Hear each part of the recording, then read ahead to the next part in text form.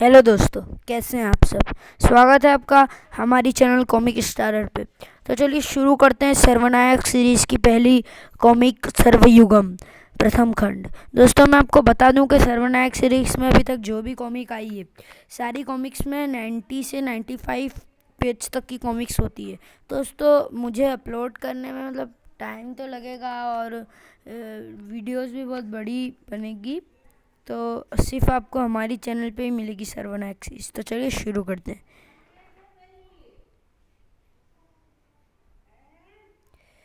प्रस्तावना उत्पत्ति सूत्रधार दशवन island Andaman year 1980। Professor professor क्या हुआ अनुज, यह भूकंप कैसा? और यह एस्टेरॉयड सूर्य की तरह चमक क्यों रहा है? यह एस्टेरॉयड किसी भी क्षण फटने वाली है प्रोफेसर, हमें फौरन यह द्वीप खाली करना होगा। वाह, रूम छपाक। Our zone area Andaman present time. अनंत हजारों वर्षों की प्रतीक्षा के पश्चात मैं पुनः अपनी धरती माता की शरण में आने में सफल हुआ। प्रस्तावना समाप्त। संजय गुप्ता पेश करते हैं। प्रथम अध्याय आरंभ गर्भगृह सर्वनायक सर्वयुगम प्रथम खंड। Indian space research centre new Delhi present time. Readings और सैटेलाइट सिग्नल बिल्कुल स्पष्ट है साथियों। यह एस्टेरॉयड बेल्ट अपनी पूर्व निर्धारित दिशा छोड़कर पृथ्वी की रुख कर रहे हैं। स्ट्रेंज, एस्टेरॉयड बेल्ट्स कभी भी अपनी कक्षा इस प्रकार नहीं बदलती हैं। मैक्स, आप क्या क्या कहना है प्रबोट? इसमें कोई शक नहीं कि ये एस्टेरॉयड जैसे बिहेव कर रहे हैं जैसे इनमें सोचने समझने की शक्ति है, और इन्होंने अचानक कहीं और जाते जाते पृथ्वी को अपना निशाना चुन अपना रुख इधर कर लिया है। स्थिति बेहद गंभीर है। प्रोफेसर न्यूक्लियस, यह एस्टेरॉयड बेल्ट सैकड़ों एस्टेरॉयड से भरी हुई है और इनमें से प्रत्येक एस्टेरॉयड का व्यास कई 100 वर्ग मील का है। यानी इन एस्टेरॉयड्स के पृथ्वी पर गिरने से पृथ्वी का वही हर्ष होगा जो कि यदि एक फुटबॉल पर माउंट एवरेस्ट टूट कर गिरने से फुटबॉल का होगा। यानी कुछ ही घंटों में पृथ्वी और संपूर्ण मानव जाति का अस्तित्व इस ब्रह्मांड से सदा के लिए मिट जाने वाला है। परिस्थितियां तो यही कहती है नागराज। इस आपदा से निपटने का कोई तो काउंटर प्लान होगा प्रबोट, वरना इन हालात में आप सभी ब्रह्मांड रक्षकों को यहाँ नहीं बुलाते। प्लान तो है ध्रुव, पर उसकी सफलता की उम्मीद नहीं है। आप सिर्फ प्लान बताइए प्रोबोट। पृथ्वी की रक्षा के लिए ब्रह्मांड रक्षक असंभव को भी संभव बना सकते हैं। मुझे पूरा विश्वास था कि आप सब मुझे यही उत्तर देंगे, इसलिए आप लोगों को मैंने यहाँ प्रोजेक्ट गर्भगृह की क्रियान्वित करने के उद्देश्य से बुलाया है। यह प्रोजेक्ट गर्भगृह क्या है प्रोबोट? मेरे ख्याल से इसकी जानकारी वे 2 शख्स थे जिनके कारण यह प्रोजेक्ट संभव हुआ है। कौन है वो शख्स? वंडरमैन, परमाणु और शक्ति। परमाणु और शक्ति? विगत कई वर्षों से नासा, इसरिक, इंडियन स्पेस रिसर्च सेंटर और विभिन्न देशों के अंतरिक्ष अनुसंधान केंद्र अंतरिक्ष से एस्टेरॉयड्स के रूप में आने वाले खतरों से पृथ्वी को सुरक्षित करने के लिए एकजुट होकर प्रयासरत हैं। सन 1980 में इसरिक और नासा को पहली बार इस खतरे की विभीषिका का एहसास तब हुआ जब एक बड़ा एस्टेरॉयड अंडमान निकोबार द्वीप समूह के द्वाश्वन द्वीप पर गिरा। उस समय इसरिक के वैज्ञानिकों की एक टीम उस दशक के सर्वश्रेष्ठ वैज्ञानिक प्रोफेसर इफ्रित विकराल के साथ द्वाश्वन द्वीप पर भेजी गई।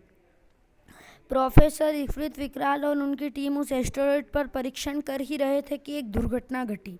एस्टेरॉयड किसी रिएक्टर की तरह ब्लास्ट हो गया। प्रोफेसर और उनकी टीम साथ साथ द्वाश्वन द्वीप का नामो निशान मिट गया। इसरिक और रेस्क्यू टीम को वहां उस रहस्यमय एस्टेरॉयड का एक कण तक नहीं मिला। पर जो बात उससे भी अधिक हैरान व परेशान करने वाली थी वो यह थी कि जिस जगह द्वाश्वन द्वीप स्थित था उसके आसपास का समुद्र हाई रेडियो एक्टिवेट हो गया। उस जगह का वो वैज्ञानिक आज भी आर जोन के नाम से जानते हैं।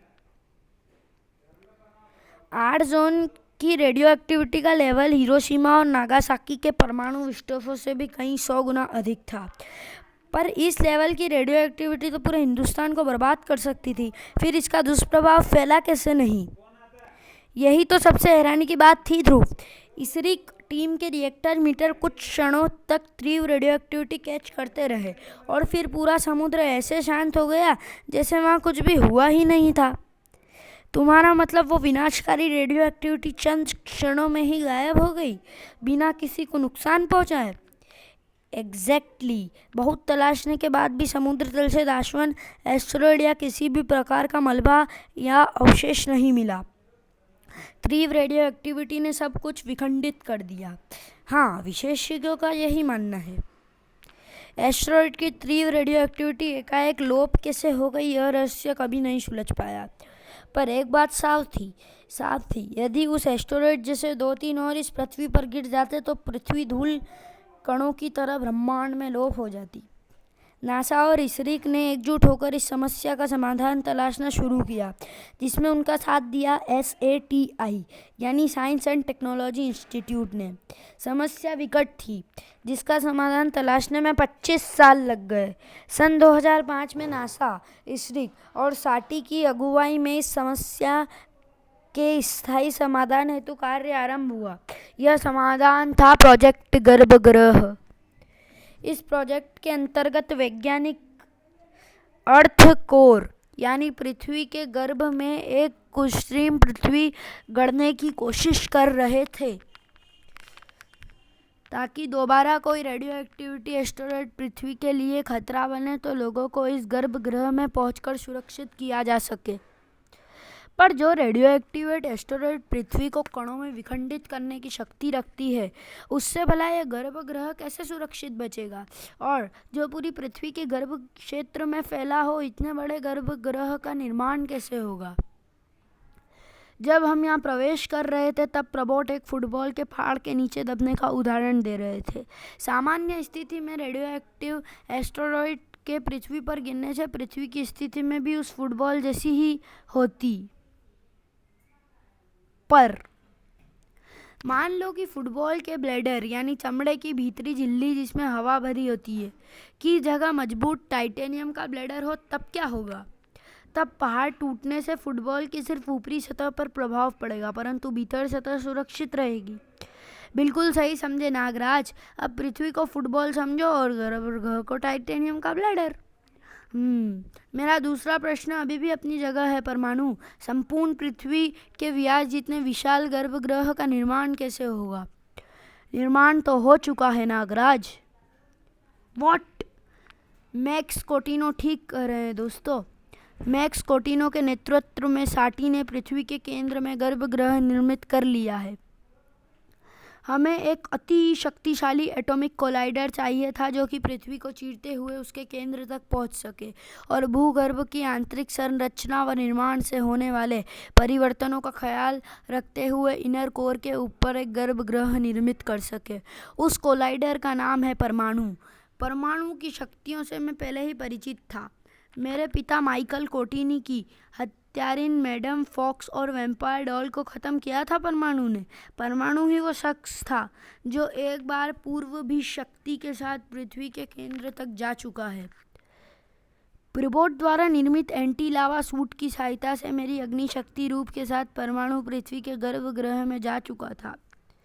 माइकल कोटिनो और साटी के बारे में जानने के लिए पढ़ें परमाणु का विशेषांक हाहाकार। परमाणु और शक्ति की पृथ्वी के गर्भगृह की पूर्व यात्रा में जानने के लिए पढ़े मल्टी स्टारर कोलहाल। एंटी लावा सूट सिर्फ आधे घंटे तक ही परमाणु को सुरक्षित रख सकता था।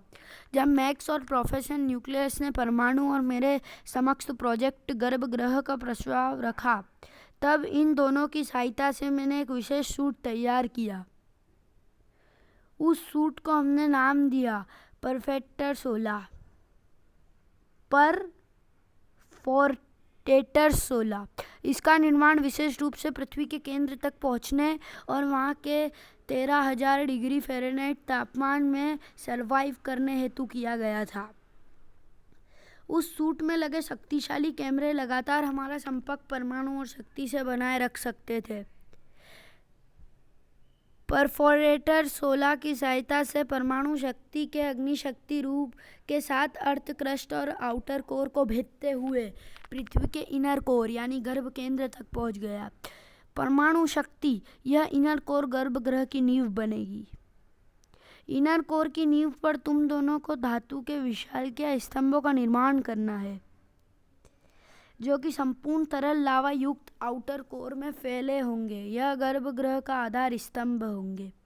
मैं अपने ताप से धातु स्तंभ निर्माण तो कर सकती हूँ, परंतु 11,000 डिग्री का ताप व लावा उन्हें चंद पलों में ही गला देगा। ऐसा नहीं होगा शक्ति। तुम्हारे धातु निर्मित स्तंभों पर मैं अल्ट्रा कोल्ड एटम्स से बना सुरक्षित आवरण चढ़ाता जाऊंगा, जिससे लावा भी नहीं भेद पाएगा।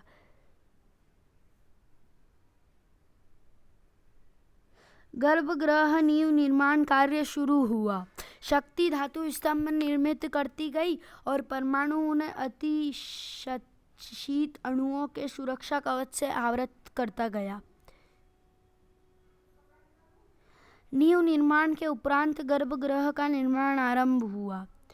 ऑक्सीजन, एल्यूमिनियम, सिलिकॉन, लौह और मैग्नीशियम युक्त इस मेंटल में इन सभी तत्वों के साथ टाइटेनियम युक्त गर्भगृह का निर्माण होगा। भूमिगत मेट्रो स्टेशंस की तरह गर्भगृह के भी अलग अलग एंट्रेंस व एग्जिट स्टेशन होंगे, जो कि विश्व के सभी देशों के महानगरों से भूमिगत रूप से जुड़े होंगे। यानी संपूर्ण पृथ्वी के नीचे गर्भगृह तैयार हो गया और इसकी दुनिया को खबर भी नहीं है। ऐसा ही है नागराज। गर्भगृह की गोपनीयता सही समय आने तक बनाए रखना आवश्यक था, परंतु अब परिस्थितियां ऐसी है कि हमें समय से पूर्व ही गर्भगृह को दुनिया के सामने लाना होगा। सन 1980 में जो एस्टेरॉयड दाशन द्वीप पर गिरा था, वैसे ही रेडियो एक्टिव एस्टेरॉयड्स की बेल्ट पृथ्वी की ओर तेज गति से बढ़ रही है। मानव जाति के बचने की अंतिम उम्मीद है गर्भगृह।